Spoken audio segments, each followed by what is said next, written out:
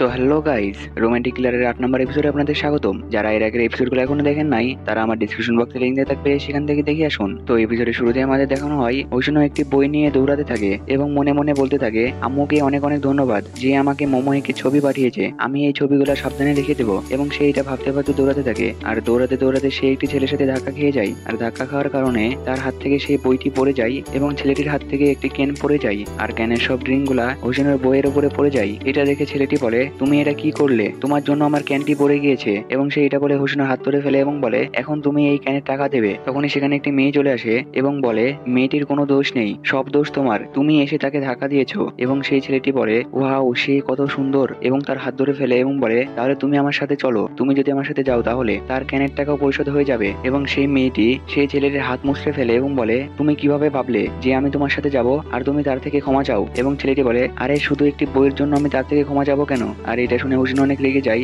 এবং বলে, এটা শুধু বই না, এটা আমার সবকিছু। এবং তার মাথার উপরে বই রেখে দিয়ে বলে, আমি তোমাকে অভিশাপ দিলাম যে কোনো একদিন তোমার বিছানায় একটি বিড়াল এসে ইস্যু করে দেবে। তারপর সেই ছেলেটি বলে, আরে দাঁড়াও দাঁড়াও, এমন কোনো অভিশাপ দিও না, আমার ভুল হয়ে গেছে, আমাকে ক্ষমা করে দাও। এবং সেই ছেলেগুলো সেখান থেকে চলে যায়। আর সেই মেয়েটি হোসেনকে বলে, তুমি কি ঠিক আছো? এবং হোসেনও বলে, হ্যাঁ আমি ঠিক আছি। আর হোসেনও মনে মনে বলে, সে কত সুন্দর। আর সেই মেয়েটি হোসেনও সেই ছেলেটিকে যে অভিশাপ দিয়েছিল সেইটা মনে করে সে হাসতে থাকে। তখন সেখানে সুকাসা চলে আসে এবং আরিসা বলে ডাকে। আর সেই মেয়েটির নাম ছিল আরিসা। আরিসা সুকাসার কাছে যায় এবং বলে, তুমি কেমন আছো? আর আরিসা হোসেনকে বলে, এইটা আমার ভাই। আর এটা শুনে হোসেন মনে মনে বলে, তারা কত সুন্দর, এদের পরিবারের কি সবাই এত সুন্দর? তারপরে সুকাসা হোসেনকে বলে, তুমি কি তাকে চিনো? এবং সুকাসার বোন হোসেনকে বলে, তাহলে তোমার নামই হোসেন? এবং হোসেনও বলে, হ্যাঁ। তারপরে আমাদের তাদের সবাইকে হোসেনের বাসায় দেখানো হয় এবং সুকাসার বোন হোসেনকে বলে, আমার ভাইকে এতদিন থাকতে দেওয়ার জন্য তোমাকে অনেক অনেক ধন্যবাদ। আমি তো তাকে নিয়ে অনেক চিন্তা করছিলাম, তার রুমের কিভাবে যেন পাইপ ফেটে গিয়েছে এবং তার ফোনটিও নষ্ট হয়ে গেছে, আর সে কখন নতুন ফোন কিনেছে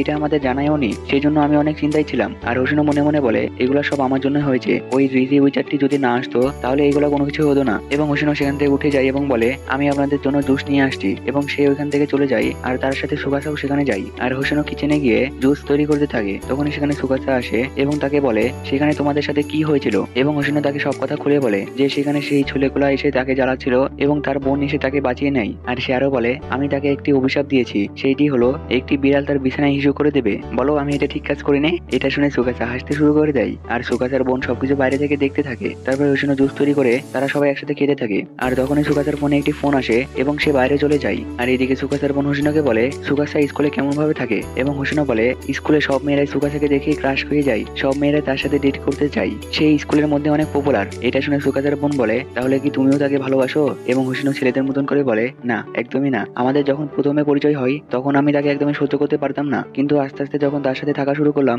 তখন থেকে তাকে ভালো লাগা শুরু করেছে। এবং হোসেনের বোন এটা শুনে অনেক খুশি হয়। তারপরে সুকাসা সেখানে চলে আসে এবং বলে, আমার বন্ধু আমাকে মুভি দেখতে যাওয়ার জন্য ডাকছে। তারপরে আমাদের রোডের সিন দেখানো হয়, সেখানে সুকাসা সুকাসার বোনকে বাসা পর্যন্ত এগিয়ে দিতে যাচ্ছে এবং সুকাসার বোন সুকাসাকে বলে, হোসেন অনেক ভালো মেয়ে তাই না? এবং সুকাসা বলে, হ্যাঁ তুমি ঠিক বলেছো, আমি যখন তার সাথে থাকি তখন আমার অনেক ভালো লাগে, আমার নিজেকে ফ্রি মনে হয়, আমি মন খুলে তার সাথে কথা বলতে পারি। তারপরে আমাদের ফার্স্টের সিন দেখানো হয়, সেখানে সুকাসার বোন বলে, কেননা তুমি আরো কিছুদিন হোসেনের সাথে থেকে যাও। এবং সুকাসা বলে, আরে না না। এবং সাইড থেকে হোসেনও বলে, তোমার যদি কোনো সমস্যা না হয় তাহলে তুমি থাকতে পারো, আমার কোনো সমস্যা নেই, এমনিতেও তুমি আমাকে বাসার কাজে অনেক সাহায্য করো। এবং এটা শুনে সুকাসা বলে, তোমার যদি কোনো সমস্যা না থাকে তাহলে আমি থাকতে পারি। তারপরে আবারও আমাদের রোডের সিন দেখানো হয়, সেখানে সুকাসার বোন সুকাসাকে বলে, তুমি কি হোসেনকে ভালোবাসো? এবং সুকাসা বলে, আরে না, এমনটা কোনো কিছুই না, আমি শুধু তার সাথে থাকলে ভালো ফিল করি, তাছাড়া কোনো কিছুই না। তারপরে সুকাসা তার বোনকে থুয়ে বাসায় চলে আসে এবং বাসায় আসার পরে হোসেনও তার কাছে আসে এবং বলে, তোমার বোনের মতন বোন যদি আমার থাকতো তাহলে অনেক ভালো হতো। আর সুকাসা মনে মনে বলতে থাকে, আমার সাথে যেই ঘটনাটি ঘটেছে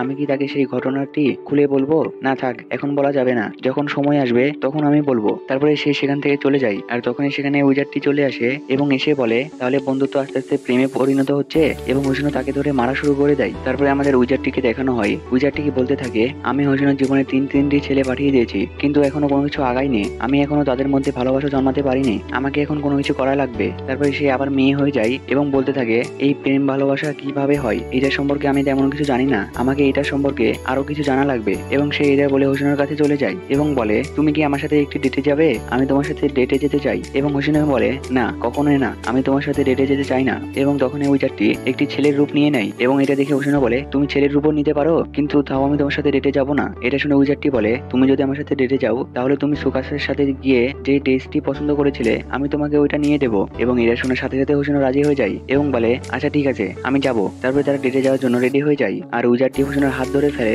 এবং হোসেনও তার হাত ছুড়িয়ে বলে আরে তুমি এটা কি করছো। এবং উজারটি বলে ডেটে গেলে তো সবাই একে অপরের হাত ধরে, সেজন্য আমরাও হাত ধরছি। তারপরে তারা রেডি হয়ে যায় এবং ডেটে চলে যায় আর ডেটে গিয়ে ভাবতে থাকে তারা ডেটে গিয়ে কি করবে। এবং উজারটি বলে চলো আমরা মুভি দেখি, কারণ সবাই ডেটে আসার পরে মুভি দেখে এবং মুভির মাঝখানে একে অপরকে কিস করে, আমরাও চলো আগে মুভি দেখি। এবং তারা মুভি দেখার জন্য চলে যায় আর মুভি দেখতে গিয়ে ডিসাইড করতে থাকে কোন মুভি দেখবে। উজারটি বলে চলো আমরা রোমান্টিক মুভি দেখি, কারণ ডেটে আসলে সবাই রোমান্টিক মুভি দেখে, আমাদেরও রোমান্টিক মুভি দেখা উচিত। তারপরে তারা মুভি দেখার জন্য মুভি থিয়েটারে চলে যায় আর মুভি থিয়েটারের কাছে দাঁড়িয়ে থাকে। আর তখনই সেখানে সুকাসা চলে আসে এবং হোসেনকে দেখে সুকাসার বন্ধু বলে ওয়াও তোমাকে তো অনেক সুন্দর লাগছে। আর হোসেনও খেয়াল করে উজারটি তার হাত ধরে আছে এবং এটা দেখে সে হাত ছড়ানোর চেষ্টা করে, কিন্তু উজারটি আরো শক্তভাবে ধরে ফেলে, সেজন্য সে তার হাত ছড়াতে পারে না। আর উজারটি বলে আমি হোসেনের ভাই, আমি তার সাথে এখানে মুভি দেখতে এসেছি। তারপরে তারা সেখান থেকে চলে যায় এবং হোসেন এবং উজারটি মুভি দেখতে চলে আসে। আর উজারটি বলে আমি এই মুভি থেকে অনেক কিছু শিখলাম। আর সে যখনই হোসেনের দিকে তাকাই তখনই সে দেখে হোসেনও কান্না করছে এবং সে হোসেনকে বলে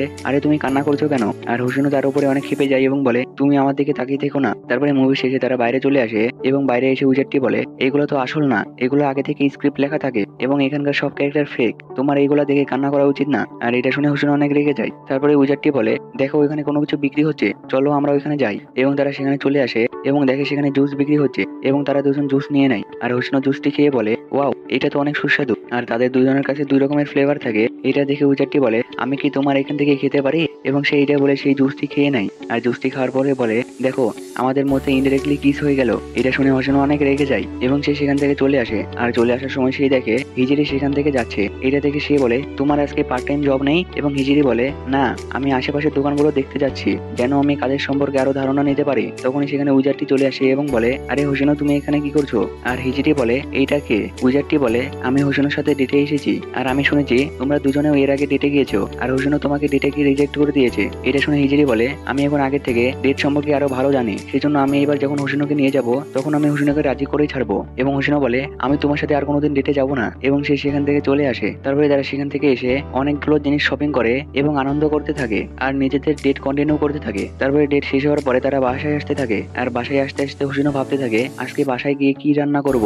এবং উজারটিকে বলে আমি তোমার জন্য খাবার তৈরি করবো না। এবং উজারটি বলে আচ্ছা ঠিক আছে, তার কোনো দরকার নেই। এবং সে হোসেনকে বলে আমরা কি এরপরে ওইভাবে ট্রিট করতে পারি, এবং তাকে একটি কিস করে। আর জুনতা এগুলা দেখে ফেলে, এগুলা দেখে সে সেখানে অজ্ঞান হয়ে যায় এবং হোসেনও তার দিকে দৌড়ে আসে এবং জুনতাকে বলে তুমি কোনো কিছু মনে করো না, সে আমার ভাই। আর সে উজারটিকে বলে তুমি এমনটা কেন করেছো। আর এখানে এপিসোড শেষ হয়ে যায়। দেখা হচ্ছে নেক্সট এপিসোডে। আল্লাহ হাফেজ।